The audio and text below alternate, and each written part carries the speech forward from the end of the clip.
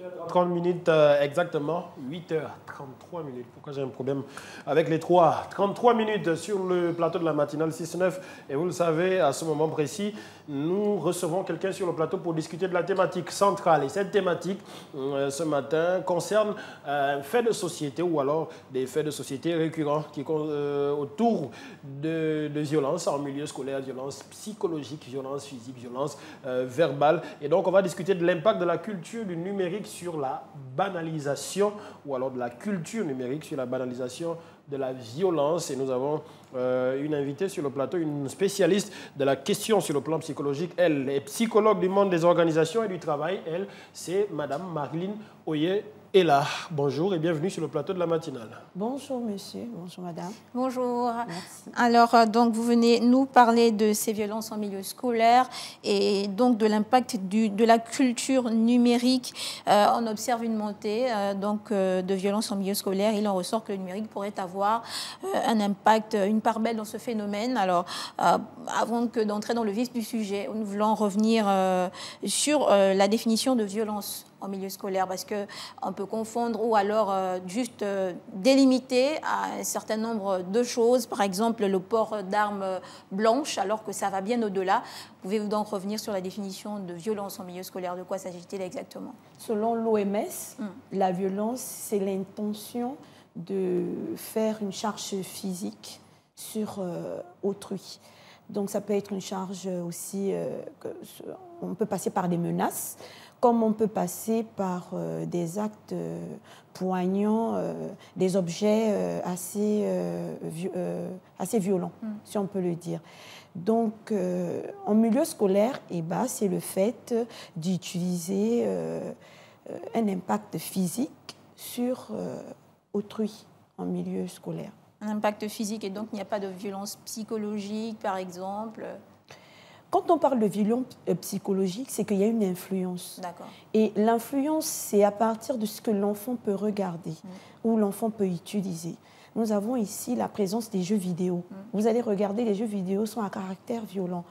On démontre des jeux où la personne doit tuer des gens, doit éliminer la personne pour pouvoir atteindre l'autre stade. Ouais.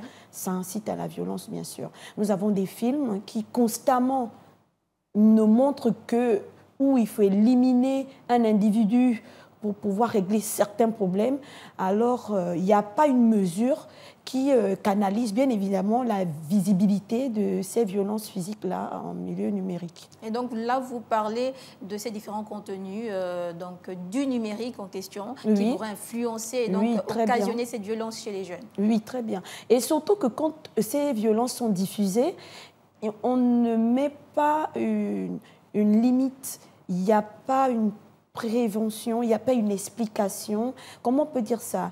Il n'y a pas une canalisation de l'information. C'est-à-dire qu'on devrait dire aux enfants, vous ne devez pas le faire. Comme on a l'habitude de voir des publicités où on démontre bien que l'abus de l'alcool est dangereux pour la santé. Ah oui. On devrait souvent faire passer des films et des bandes d'annonces par le bas en signifiant aux enfants que ce n'est pas approprié. Et là, vous parlez des chaînes de télé, des chaînes de télévision, peu importe, et même des jeux vidéo. D'accord. Je vais même aller plus loin. Je demanderais même l'importation des jeux vidéo devrait être limitée.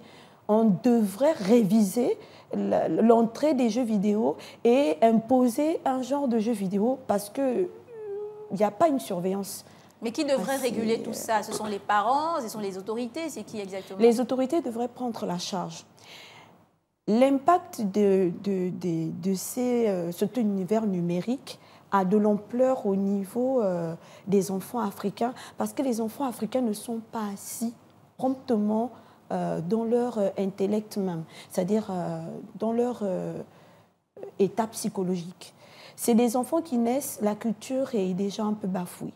Ensuite, vous avez des enfants qui ont un niveau familial assez instable. Vous avez des parents qui ne sont pas ensemble, vous avez des mères célibataires. Et ses propres enfants africains. Voilà, ses propres enfants. Bon, pas seulement aux enfants africains, bien sûr. Je veux plus vous focaliser sur cet aspect parce que ça a un gros impact psychologique, en fait. Un enfant qui grandit dans une structure familiale qui n'est pas structurée comme il faut est en proie d'accepter tout ce qui vient de l'extérieur. C'est ce que j'ai envie d'expliquer. Parce qu'il n'a pas des valeurs psychologiques assises familiales. Il n'a pas sur qui, où il peut se développer, où il peut se sentir lui-même. Alors, qu'est-ce qu'il va faire? Il va chercher à se développer à partir du monde extérieur. Donc, ce qu'il reçoit de l'extérieur. Il va prendre cela comme une vérité, comme un acquis, comme une manière d'agir.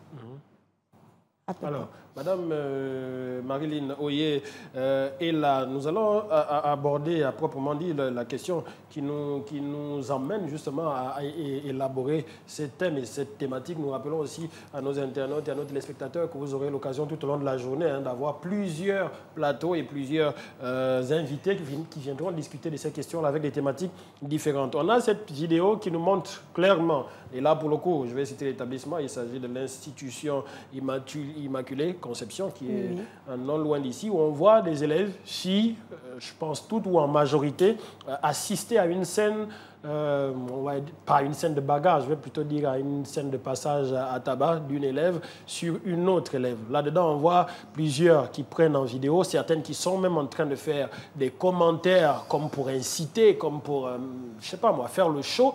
Et cette vidéo est finalement envoyée sur les réseaux sociaux. On a la vidéo à l'image qui a été floutée quand même pour garder, respecter tant soit peu des normes en termes de diffusion télévisuelle. Donc, il y a un cas patent de violence, mais de violence à plusieurs niveaux, moi j'aimerais dire. Il y a les coups qui sont reçus par la jeune fille, il y a le langage avant, et il y a aussi le fait de celles qui sont autour et qui encouragent. Et enfin, il y a la diffusion comme pour faire atteindre des niveaux de vue exceptionnels. Comment on analyse là, lorsqu'on est psychologue, comment on analyse là, du point de vue de celles qui sont, je ne vais pas dire les coupables, mais qui sont les assaillantes, peut-être une grosse expression, et de la victime. Est-ce que les analyses sont faites différemment dans ces cas-là? Alors, on est direct dans la conséquence même du numérique. Et c'est vrai, la banalisation de la violence. La petite qui attaque l'autre, c'est une personne qui vit un mal-être. Quand vous regardez, ça veut dire la structure familiale d'abord a un gros impact. Et comme je le disais dès le départ, c'est la base. Un enfant qui a grandi dans un foyer bien ordonné, selon la norme même familiale, a des comportements autres qu'un enfant qui a vécu avec un manque de présence paternelle ou un manque de présence maternelle. D'accord. Dans le développement de l'enfant, nous avons 3 stades selon Freud. Le ça, le moi et le surmoi. Donc le ça, c'est le monde des pulsions, le monde du chaos. Et le moi, c'est le monde que l'enfant se fait à partir des informations qu'il recueille chez sa famille et l'extérieur. Et nous avons le surmoi qui est le monde des règles. Et là, c'est le papa qui le représente. Si vous avez déjà un enfant qui grandit sans un papa, on va dire en Afrique, selon certains auteurs, les enfants africains font une substitution, mais la substitution, elle est ratée. Elle se rate à un niveau parce que... ils se substituent généralement à quoi? Ils se substituent à un papa imaginaire. C'est-à-dire, s'il y a un grand-père qui est là, il va faire office de papa, un oncle faire office de papa. Mais le papa, le grand-père n'aura pas la même action sur l'enfant que le papa. Le même impact? Il n'y aura pas le même impact, en fait. Le grand-père sera un peu plus mou. Le papa le père qui est le père légitime a une force plus marquante, sur l'enfant, voilà. Mais est-ce à dire qu'un enfant qui, comme la jeune fille qui passe à tabac l'autre, est-ce que c'est forcément un cas où il y a un parent qui a manqué, ou est-ce qu'il peut m'arriver que le parent soit là mais qu'il ne joue pas franchement son rôle? La structure familiale a quelque chose à y avoir. Donc il y a forcément un déséquilibre quelque part. Il y a forcément un déséquilibre au niveau de la structure familiale. Soit c'est un enfant qui assiste à des violences entre son père et sa mère, ou des disputes entre son père et sa mère, vous comprenez, ou si c'est le grand-père, ou si c'est la grande sœur, ou si c'est l'oncle. en fait. La structure familiale est la clé comportementale de l'enfant parce qu'il extériorise ce qu'il a acquis là où il vit. Et donc, vous dites que ces enfants-là qui sont issus de familles monoparentales ou alors de parents qui ne jouent pas bien leur rôle sont donc fragiles au niveau psychologique. Et donc, lorsqu'ils sont soumis à des contenus, ils sont amenés à banaliser la violence. Expliquez-nous en détail de quelle façon est-ce que le lien, numérique emmène les enfants à banaliser la violence. Alors, je vais vous prendre le cas d'un enfant qui n'a pas pu bien développer son surmoi. Donc, le monde des règles. Il a eu des règles assez bafouées, il y a eu trop de mots, trop de laisser-aller. Bon, il va se développer en fonction de lui. Je suis libre, je peux faire ce que je veux. Et donc, je vais me donner à ce qui m'enchante le mieux. Et il se trouve face à un jeu vidéo où on bastonne quelqu'un, on frappe, où il y a une violence physique. Et tout de suite, il commence à prendre plaisir. Si c'est un enfant qui est génétiquement prédisposé à avoir du pouvoir sur les autres, vous voyez que tout de suite, il va avoir du plaisir à regarder cela et à vouloir échanger cela. Si vous remarquez dans la vidéo, la petite, la personne qui fait l'objet de violence est plus jeune que la personne qui fait. Je pense que si la fille avait une personne plus grande en face d'elle, bien de son âge, vous n'aurez pas vu autant de violence. Alors, donc, je vais aller plus loin dans les explications. D'accord. La question ethnique joue. Je vais vous prendre un parent fond, un parent niais. L'éducation commence dès le ventre. La maman donne des informations à l'enfant depuis le ventre. Si elle utilise déjà le numérique, l'enfant, c'est pour ça que vous remarquez, les enfants d'aujourd'hui sont très évolués. Nous ne sommes plus comme au temps de nos parents. Ils ont déjà des aptitudes qu'ils naissent avec parce que la maman a déjà donné des acquis à l'enfant. Donc, quand l'enfant vient au monde, elle vient déjà développer. Et la maman ne connaît pas comment la perception que l'enfant se fait de son père et de sa mère. Et la maman crée un lien entre elle et l'enfant et permet un bon développement à l'enfant pendant le bain. Donc, la toilette de l'enfant, c'est crucial, c'est psychologique. Chez nous, les psychologues, nous savons que c'est important. Et ça me permet de donner un signal d'alerte à tous les parents. Allez-y. Donc, quand une maman fait la douche à son enfant, peu importe l'âge de l'enfant, c'est le moment de mémorisation, d'attachement, du développement de l'intelligence émotionnelle de l'enfant par rapport à la maman. Qu'est-ce que la maman doit faire exactement? La maman doit communiquer avec l'enfant. C'est à partir de ce moment qu'on parle avec l'enfant. Tu seras droite, tu seras digne. Il ne faut pas toujours chercher de violence. Et elle doit chantonner. Des paroles positives. Voilà, des paroles positives. Elle doit pouvoir chanter. Et à chaque fois qu'elle fera la toilette à l'enfant, elle doit chantonner. Chanter, un impact musical en fait, qui emmène la douceur et la réception réciproque de l'enfant. Donc il ne faut pas que ce soit des musiques trop... Non, c'est mon bébé, des petites berceuses qui sont bien éducatives aussi. D'accord. À partir de là, l'enfant se développe bien. Quand elle va évoluer, la maman ne doit pas contredire le papa. Parce que régulièrement, le papa représente les règles. Mais si la maman, il représente l'autorité. Si la maman contredit une parole émise ou une loi émise par le papa, elle a tout de suite créé le déséquilibre mental en enfant. Elle a bafoué. Ouais, ton sale papa là, c'est des injures qu'il ne faut pas faire. Ton papa, c'est un pauvre type. Vous ne connaissez pas la représentation psychologique que l'enfant a envers son père. C'est un être en proie d'évolution. Elle est en train d'acquérir. Donc, quand elle acquiert cela, c'est un bouleversement total. Donc, la structure familiale en est pour beaucoup, surtout en Afrique. On ne prend pas compte de la psychologie en Afrique, ce qui n'est pas le cas à l'extérieur. On prend très peu considération de la psychologie. Vous avez des parents qui vont vous dire « Mon enfant ne m'écoute pas », mais ce n'est pas de maintenant. Ça veut dire que pourquoi vous il ne vous écoute pas? Voilà, depuis le départ. Mais elle vous voit faire ce que vous lui demandez de ne pas faire à votre père, à son père qu'il admire, qu'il voit comme un idéal. Voilà, le prototype même qu'il faut adapter à sa vie. Mais vous venez détruire ça. Vous avez cassé mentalement la visibilité même et le comportement de l'enfant. Alors, Madame Marilyn Oye est là. Je rappelle que vous êtes... Je voulais déjà apporter le lien. Allez-y, donc, un enfant brisé comme ça, bah, il va évoluer. L'extérieur sera son moyen pour se dégager. Okay. Et là, nous avons le monde de pulsion qui prend le dessus. Parce qu'il y a eu un bémol au monde du surmoi, le monde des règles.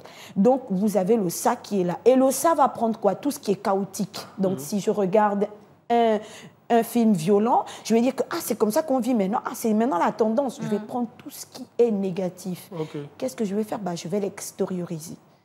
Et c'est généralement les enfants qui ressentent un mal-être en eux, des enfants qui ont une psychologie atteinte, qui développent des comportements violents, menaçants envers les autres. Alors, j'allais justement en revenir, pardon de vous avoir voilà le lien, quoi. Je faisais ressortir le lien, bien sûr. Et le lien, justement, on va en arriver aux camarades. Parce que là, on a l'enfant qui porte main à l'autre, mais les camarades qui semblent encourager. Est-ce que c'est le même milieu exactement? Est-ce qu'au milieu d'eux, il n'y en a pas qui sont influencés par autre chose? Est-ce qu'il n'y en a pas qui sont dans un bon milieu, mais qui se retrouvent dans une situation où c'est le show de chahuter une petite qui est beaucoup moins corpulente, beaucoup moins forte, et puis on a plusieurs, celle qui filme, celle qui encourage, celle qui rit, celle qui acclame. Est-ce que l'analyse est la même de ces deux catégories de personnes? Et celle qui inflige la violence et celle qui encourage la violence? L'analyse n'est forcément pas la même. Vous avez l'effet de foule. L'effet de foule en psychologie a un gros impact. Tout de suite, l'enfant va suivre ce que les autres font. Sur la minute, ils ne vont pas réfléchir. C'est des enfants. Ils ne vont pas réfléchir. Et déjà, c'est communicativement prouvé, c'est national de voir des films, la violence, de voir tout le temps ce genre de choses. Et donc, ils sont dans un moule déjà au départ. Un moule psychologique qui banalise bien sûr la violence, qui montre que la violence, c'est rien. On peut tuer quelqu'un, on peut découper quelqu'un, on peut... Voilà. Donc, tout de suite, ils sont dans leur moule. Et ils sont en milieu scolaire. Qu'est-ce qu'ils font? Ils font de l'ambiance. Ce qui est encore plus dangereux, c'est les réseaux sociaux.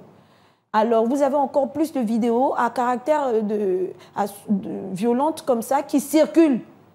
Bon, pas de limite. En termes de trend, voilà, qu'on doit suivre. Voilà, il n'y a pas de limite, il n'y a pas de rétention. Les enfants ont des téléphones, les enfants vont sur le net. À tout moment, ils peuvent tomber sur une vidéo à caractère violente. Le contrôle parental a ses limites. Ce n'est pas tous les parents qui installent le contrôle parental. Est-ce qu'il faut interdire des téléphones aux enfants aujourd'hui pour endiguer cette violence? Moi, je pense que oui. Nous devrons interdire les téléphones jusqu'à un certain âge? Les téléphones à un certain âge chez les enfants. Jusqu'à quel âge, Avant de remettre le téléphone à un enfant, je pense qu'il faudrait lui faire passer un entretien psychologique. Il faut parler, il faut communiquer avec l'enfant. Et quel est le rôle du personnel éducatif dans tout ça, Madame Oye? Je vais remonter un peu plus haut, vous allez m'excuser. C'est les réalités que j'ai constatées. Le système éducatif est devenu réfractaire à l'évolution psychologique des enfants. Vous avez des enfants qui sont numériquement évolués. Donc, entre-temps, nous faisons des cours qui sont... ils sont un peu dépassés? Ils sont dépassés. Il n'y a pas d'ordinateur dans toutes les écoles. Rudimentaires, alors que la technologie est très évoluée. Les enfants s'ennuient. Et pourtant, on parle de l'impact du numérique. Vous voulez encourager les... L'impact du numérique à deux niveaux. D'accord. Le numérique, j'ai bien parlé des jeux vidéo et des films violents. Nous devons développer l'impact numérique éducatif. D'accord. Et positif. Pour amener les enfants à utiliser le numérique de façon... à mieux utiliser des modules. Nous sommes encore même déjà dans un ère où l'intelligence artificielle prend du terrain. La digitalisation, c'est le monde de demain. Donc, on devrait utiliser l'intelligence émotionnelle des enfants là pour emmener à ce qu'ils maîtrisent le côté positif, éducatif du numérique. Du numérique, très bien. Vous comprenez un peu. Donc, il faut numériser les écoles. Avoir une canalisation positive. Et il faut une canalisation positive. La canalisation positive doit débuter d'abord familialement, mais ensuite, elle va se répercuter au niveau de l'école. D'accord. Vous comprenez un peu. Donc, à partir de là, on pourra canaliser les enfants sur le numérique. Donc, ce que vous dites, c'est que le numérique, il est déjà là, la digitalisation, elle est là, les téléphones, ils sont là, les tablettes, l'Internet. On ne peut plus s'en passer. Il faut trouver le moyen de déjà mettre les enfants dans une voie bien précise pour éviter qu'il y ait des dérapages. Il faut absolument, c'est même crucial, de numériser les enfants positivement, éducativement. C'est très important parce qu'ils l'ont déjà en eux, ils ont des prédispositions déjà. Oui. Comme je vous ai dit, c'est depuis le ventre de leur mère. Donc, c'est des enfants évolués. Donc, il faut leur mettre dans leur contexte. C'est parce qu'ils ne sont pas dans leur contexte. L'oisiveté est la mère de tous les vices. Bon, c'est des enfants qui s'ennuient comme ça, qui ne se comprennent pas, qui ne se connaissent pas et qui se mettent à développer des comportements néfastes envers les autres parce qu'ils se disent que c'est ça. Mais ce n'est pas possible. Je vais vous prendre un exemple. Un enfant qui ne se connaît pas et un enfant qui se connaît n'agissent pas de la même manière. D'accord. L'enfant qui connaît ses limites et ses valeurs ne fera pas certaines choses ou ne va pas poser certains actes. Un enfant qui ne se connaît pas pose des actes dans le désordre et emploie l'influence, c'est-à-dire tout ce qui vient est positif pour lui en fonction de ses prédispositions. S'il avait des parents déjà génétiquement violents, tout de suite, vous voyez que le caractère violent qui était latent en lui va ressortir. Et comment l'emmener à se connaître, justement? C'est des consultations psychologiques. Moi, j'ai ouvert un cabinet, par exemple, et je ne cesse de le marteler, où j'ai approfondi mes études en développement personnel, où je permets à tout le monde de se découvrir. On avait des tests d'aptitude, des tests d'intelligence et des tests comportementaux. Encore une fois, je vais venir préciser ici que quand on parle d'intelligence en psychologie, ce n'est pas au niveau de l'école. L'école, c'est l'intelligence intellectuelle de rétention. Tu as retenu des informations et tu peux les retranscrire. C'est juste cela. Maintenant, l'intelligence, selon Jean Piaget, c'est l'intelligence adaptative, excusez-moi. Donc, l'enfant qui est capable de s'adapter face à des situations circonstancielles. Maintenant que nous sommes dans un monde où il n'y a pas de l'emploi, comment est-ce que je dois faire pour trouver de l'emploi? Maintenant que nous sommes dans un monde où il n'y a pas d'ouverture, comment est-ce que je vais faire pour pouvoir trouver une ouverture? Et ça, c'est en psychologie qu'on le découvre. Ça, c'est en psychologie qu'on le découvre. Et c'est la psychologie qui te permet à tout un chacun de se découvrir et de déployer ses moyens prédispositionnels pour s'adapter et résister aux méfaits de la vie. Mais Madame Oyer, ce n'est pas forcément donné à tout le monde de venir en consultation au cabinet. Peut-être ils n'ont pas de moyens. Est-ce que le psychologue qui est à l'école peut jouer ce même rôle que vous jouez? Bien dommage que la psychologie est négligée dans notre milieu éducatif. Il y a de moins en moins de psychologues même dans les établissements. Il y a moins de moins. Ils s'ennuient, les enfants n'y vont pas. Non, non. Surtout qu'ils ne sont pas orientés vers ces psychologues. Les psychologues ne sont pas pris en compte. Et c'est ça le bémol. Et ça, c'est un gros problème. C'est un énorme problème. Et vous entendez même dire, mais tous les psychologues de l'UOB, ils sont des milliers, mais ils vont servir à quoi la société? Or, la société est de plus en plus négligés, ils se sont, comment on peut dire ça, ils se sont lancés dans d'autres formations parce qu'ils n'étaient pas pris en considération. Oui. Bon, moi, j'ai gardé le cap et je fais des consultations même à 10 000. Je me suis dit, il faut que je puisse aider. 10 000, c'est accessible à tout le monde. Et un enfant qui se connaît, si on lui a un enfant, tu es un leader. Je vous dis, il ne va pas poser les mains comme les autres. Vous dites à un enfant, toi, tu es un ingénieur. Non, toi, tu es un pilote. C'est un enfant qui a déjà une vie. C'est comme si vous l'enlevez des écailles des yeux. Vous ne savez pas l'ouverture psychologique. Et là, on rentre dans l'innovation. Et quand on rentre dans l'innovation, l'enfant se sent important et il va développer ses capacités, ses valeurs intrinsèques. Ce qui va anéantir, comment on peut appeler ça, l'ennui. Ce qui va anéantir, le fait de ne rien faire, de ne pas se sentir inutile et tout. Et l'enfant va savoir ce pourquoi il existe et c'est très important. Très bien, merci beaucoup. Donc, Madame Marilyn Oyer est là, d'avoir répondu aux questions de Gabon 24. Merci de nous rappeler que la psychologie est très, très importante. Nous rappelons que vous êtes donc psychologue du monde des organisations et du travail. Oui. Voilà, donc nous marquons une pause météo. Nous retrouvons juste derrière Jessica Badouma pour l'invité de la matinale qui reçoit donc un acteur culturel qui vient nous présenter l'œuvre Tutu Banu Chivili.